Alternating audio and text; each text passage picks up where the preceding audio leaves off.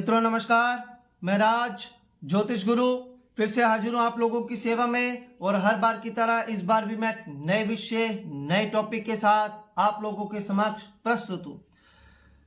यह मित्रों, आज हम बात करेंगे 10वें घर में बैठे ग्रह का जातक पर प्रभाव, या हम ऐसे कहें कि जातक की आजीविका पर वो जो ग्रह 10वें घर में बैठा है क्या प्रभाव डाल सकता है। मित्रों, वैदिक ज्योतिष में किसी जातक का कार्य स्पष्ट करना या ये स्पष्ट करना कि वो अपनी आजीविका किस प्रकार से चलाएगा, किस कार्य का वो चुनाव करेगा अपने जीवन में, ये थोड़ा सा कॉम्प्लिकेटेड है, इतना आसान नहीं है, लेकिन ज़्यादा कॉम्प्लिकेटेड भी नहीं है। लेकिन इसमें हमें कुछ पहलुओं को देखना पड़ता है, कुछ पॉइंट्स को हमें देखना पड़ता है। सबसे पहले हमें देखना पड़ता है कि 10वें घर में कौन सी राशि बैठी है और वो राशि किन किन काम को, किन किन स्थिति, किन किन कारकों को रिप्रेजेंट करती है। उस राशि का मालिक क्या है, वो किन कारकों को दर्शाता है, राशि का मालिक किस भाव में बैठा है, किस राशि में बैठा है, 10वें घर में किन ग्रहों का प्रभाव है, 10वें घर का जो मालिक है उनके ऊपर किन ग्रहों का प्रभाव है, और 10वें घर में कौन सा ग्रह बैठा है, कि कौन सी वहां पे युति है, किस ग्रह की दृष्टि। इन सब पहलुओं को देखने के बाद ही हम किसी जातक के प्रोफेशन या काम धंधे या जॉब की पोजीशन तक पहुंच सकते हैं कि वो किस प्रकार से वो अपने उसका कार्य का, बिजनेस का, व्यवसाय का वो चुनाव करेगा, या वो किस क्षेत्र में जाके अपनी आजीविका कमाएगा। मेन टॉपिक यही है। तो हम एक एक पॉइंट से शुरू करते हैं। तो आज का हमारा ये जो वीडियो है वो सिर्फ इसी पर है कि अगर 10वें घर में कोई ग्रह बैठा है तो जातक आजीविका के कमाने के किस क्षेत्र में जा सकता है, या व्यवसाय के किस क्षेत्र को वो अपना सकता है अपनी आजीविका यानी कि अपना जीवन यापन करने के लिए। तो चलिए मित्रों, शुरुआत करते हैं। हम सबसे पहले शुरू करेंगे सूर्य से, कि अगर 10वें भाव में सूर्य बैठा हो तो इसका जातक पर क्या प्रभाव पड़ सकता है। यहां पर बैठा सूर्य जातक को राजा सरीखा बनाता है। यहां पर सूर्य दिग्बली होता है। समाज में ऐसे जातक को मान सम्मान खूब मिलता है। जातक पिता से संबंधित या सरकार से संबंधित किसी क्षेत्र से, या उसका पिता जिस क्षेत्र में जुड़ा होता है उससे संबंधित वो उस क्षेत्र में आगे जाता है और धन प्राप्त करता है, अपनी आजीविका वो उस क्षेत्र के जरिए कमा सकता है। अगर नवम और पंचम के स्वामी का सूर्य से संबंध बन जाए तो पिता और पुत्र मिलकर व्यापार करते हैं। सूर्य लकड़ी का कारक है, गेहूं का कारक है, गर्म चीजों से संबंधित कई चीजों का कारक है। तो लकड़ी से संबंधित या ऐसी चीजें जिनमें अग्नि का अधिक प्रयोग होता है उससे संबंधित वो अपने कार्य का चुनाव कर सकता है।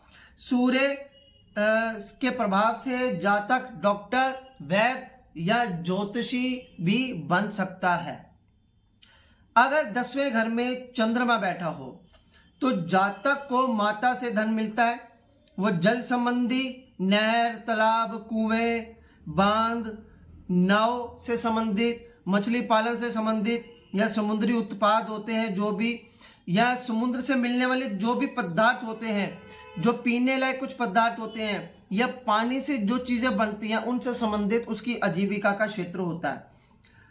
वह दूध, दही, चीनी या सफेद रंग के जितने भी पदार्थ होते हैं जो चंद्रमा से जुड़े होते हैं उससे संबंधित उसका जो क्षेत्र है वो आजीविका के लिए वो उसका चुनाव कर सकता है।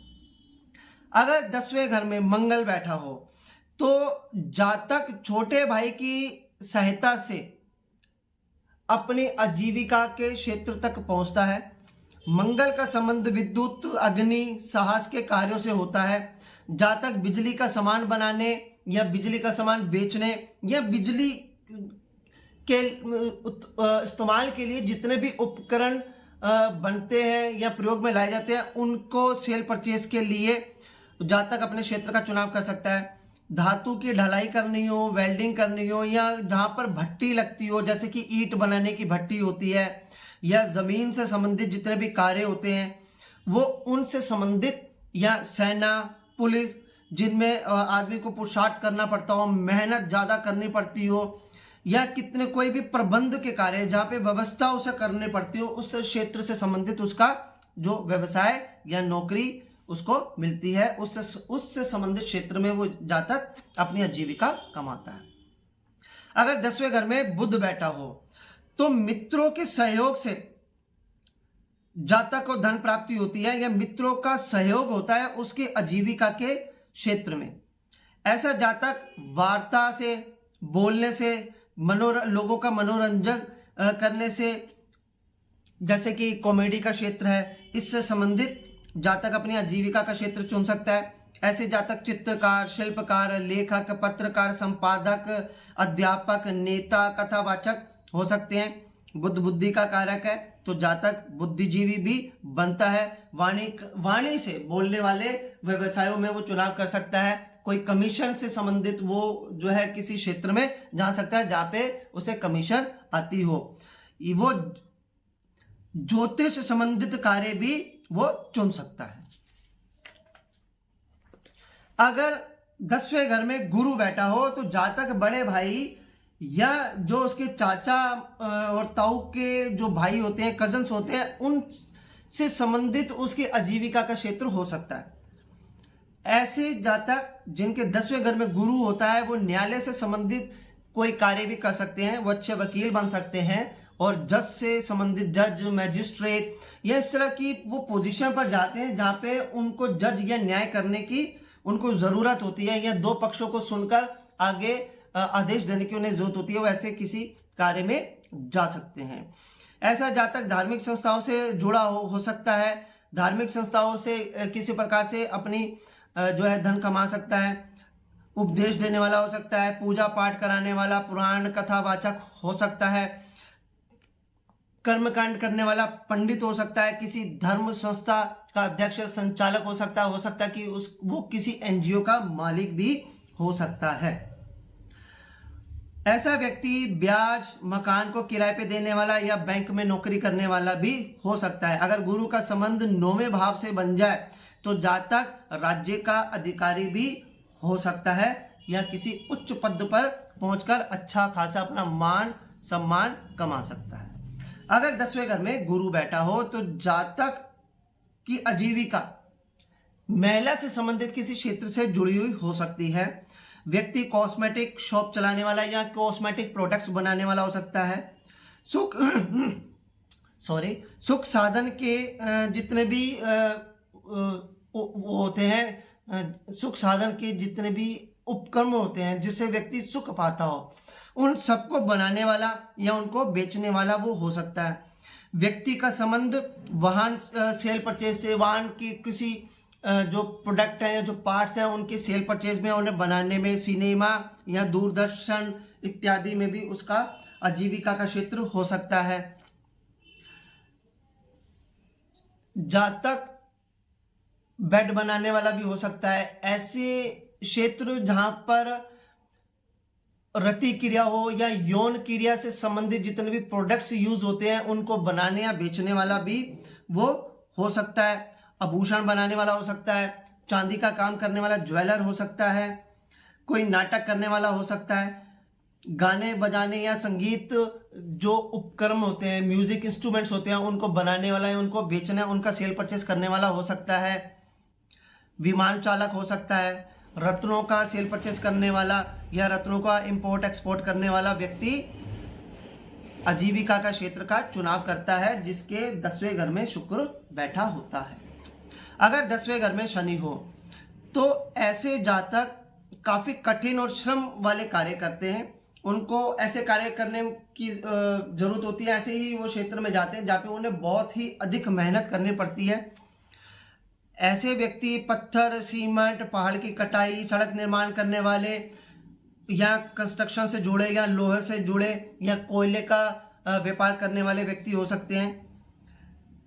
ऐसे व्यक्ति लेदर के जूते या जूते बनाने वाले या पेट्रोल को या पेट्रोलियम से संबंधित जितने भी पदार्थ होते हैं उनके सेल परचेज करने वाले या उनका जो है उनका निर्माण करने वाले हो सकते हैं। ऐसे व्यक्ति डॉक्टर, इंजीनियर, रेल कर्मचारी भी हो सकते हैं, रेल इंजन का ड्राइवर भी ऐसे व्यक्ति हो सकते हैं, और मूर्ति बनाने वाले भी ऐसे व्यक्ति हो सकते हैं जिनका संबंध जिनके 10वें घर में शनि बैठा हो।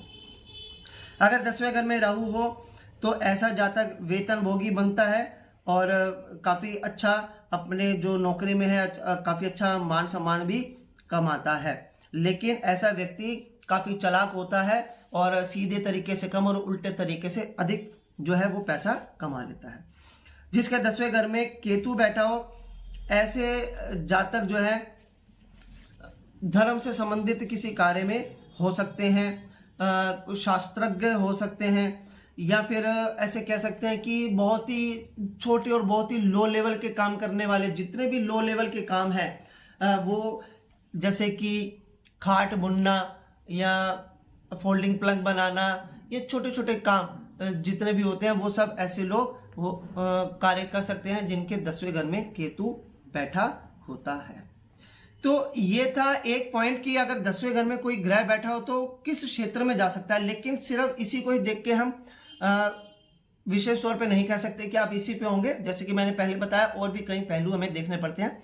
तो अगले वीडियो में हम आजीविका के क्षेत्र को जानने के लिए दूसरे पहलू पर चर्चा करेंगे। चलिए मित्रों, अगर आपको ये जानकारी अच्छी लगी हो तो इस वीडियो को लाइक कर दीजिएगा, और अगर आपने अब तक मेरा चैनल सब्सक्राइब नहीं किया है तो इसे सब्सक्राइब कर दीजिए। मैं हर बार कहता हूं आपका एक एक सब्सक्रिप्शन मेरे लिए आपके प्यार, आपके आशीर्वाद की तरह होता है। चलिए मित्रों, मुझे आज्ञा दीजिए, अगली बार फिर एक नई जानकारी के साथ मैं आप लोगों के समक्ष हाजिर होऊंगा। तब तक के लिए जय माता दी, जय श्री राम।